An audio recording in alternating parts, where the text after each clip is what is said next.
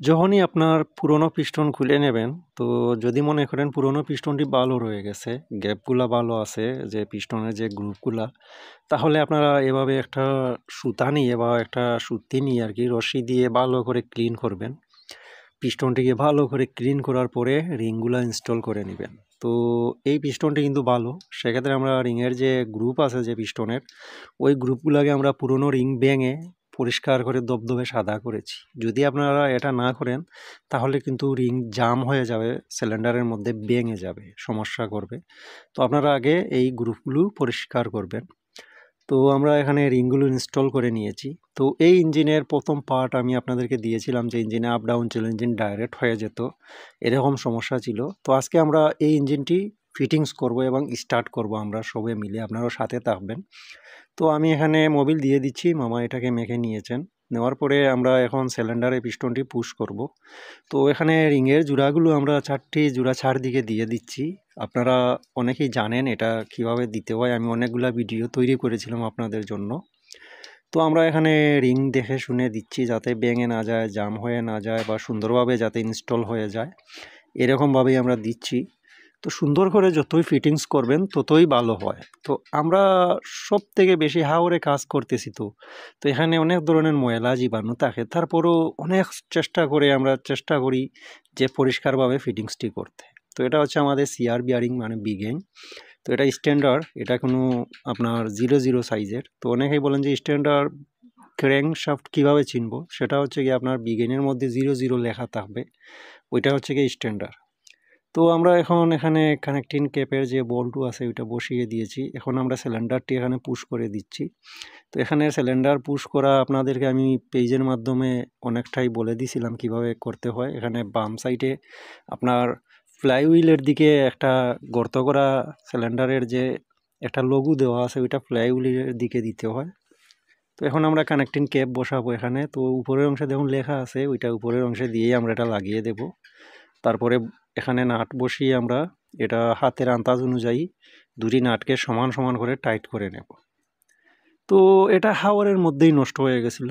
তো ওখানে আরও নষ্ট আছে, দুই একটা আছে, একটার ক্র্যাঙ্কশ্যাফটের বিয়ারিংও ভাঙা আছে। তো আমরা এখন হেডের প্লেট বসানোর পরে এখানে আমরা স্প্রিং বসাচ্ছি এবং লক লাগিয়ে নেব। এই যে দেখুন, তো এটা লক কিন্তু আঙ্গুল দিয়ে টিপেই লাগানো যায়, কারণ এটা 4 HP একটু মানে ডিলা বা এত বেশি টেম্পার নয়। তো আমরা এই লকগুলো এখানে বসিয়ে দিচ্ছি। আর হেডটা কিন্তু আমরা কাজ করে নিয়েছি আগে, এটার গাইড কিন্তু ডিলা হয়ে গেছিলো, আমি আপনাদেরকে দেখিয়েছিলাম যে তার ভিডিওর প্রথম পার্টে। তো এখন আমরা যে আমাদের ফুস 5-এর মধ্যে ফুস রাবার দিচ্ছি, এটা কিন্তু দেখে শুনে দিতে হবে, না হলে কিন্তু মোবিল লিক করবে, আপনার ইঞ্জিনের মোবিল লিক হয়ে যাবে। তো আমি কোন জিনিস কিভাবে বসাচ্ছি আমি এই ভিডিওর মাধ্যমে আপনাদেরকে দেখানোর চেষ্টা করতেছি। তো এখন আমাদের সিলিন্ডার হেড বসাবো এখানে। তো হেড বসানোর পরে এই যে আমরা এখানে শু খাবার খুলি নাই, যে কিছু মানে কষ্ট যাতে বেশি না হয়, অনেক কিছু মানে আমরা সংক্ষেপে খুলে নিয়েছি যতটুকু পেরেছি। তো আমরা ফুস পাইপগুলা বডির ব্লকে বসিয়ে আমরা রাবার দিয়ে আমরা এখন প্লেন ওয়াশার দিয়ে এখানে হেডের 4টি নাট বসাবো। বসানোর পরে 4টি নাটকে সমান সমান টাইট করতে হবে, এখানে কম বেশ করে টাইট করলে আপনার হেডের প্লেট যেটা আছে এটা ভেঙে যাবে। তো এখানে আপনারা সমান সমান করে 4টি নাটকে টাইট করবেন। তো এই ইঞ্জিনে আমরা চালিয়ে দেখাবো আর ডাইরেক্ট হয় কিনা, আর আপ ডাউন কীভাবে অফ করতে হয় ওইটাও আপনাদেরকে দেখাবো। তো আমরা এখানে রকার অ্যাডজাস্টিং করে নিয়েছি, আমাদের যে অ্যাডজাস্টে রেখেছি 45 আর আমাদের ইনলেটে রেখেছি 35। তো ওইটাই আপনারা এরকম দিয়ে দেবেন। এখন আমাদের শু কাভারটা লাগিয়ে নিচ্ছি।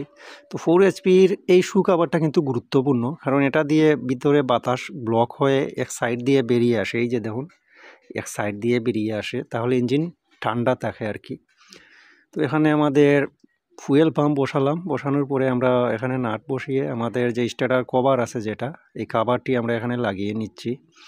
আর এটার এখানে গাস্কেট আমি বাড়িয়ে দিয়েছি, ফুয়েল পাম্পে আরও একটি গাস্কেট দিয়েছি যাতে ইঞ্জিনের নজেল নষ্ট না করে এবং তেল খুব সুন্দরভাবেই দিয়ে, একটু প্রেশার কম হলে ভালো হয় আর কি, একটু প্রেশার কমিয়ে দিয়েছি। আর সিআর বিয়ারিং যেহেতু নতুন দিয়েছি, তাহলে ইঞ্জিনটি আর যে কালো ধোঁয়া দিয়ে 20 মিনিট পরে বন্ধ হয়ে যেত, এটা আর যাতে না হয় এ কারণেই দিয়েছি। তো আমাদের সমস্ত কিছু ফিট হয়ে গেছে সব কিছুই, এখন আমরা ইঞ্জিনটি স্টার্ট করব। তো চলুন দেখা যাক কীভাবে চলে ইঞ্জিনটি।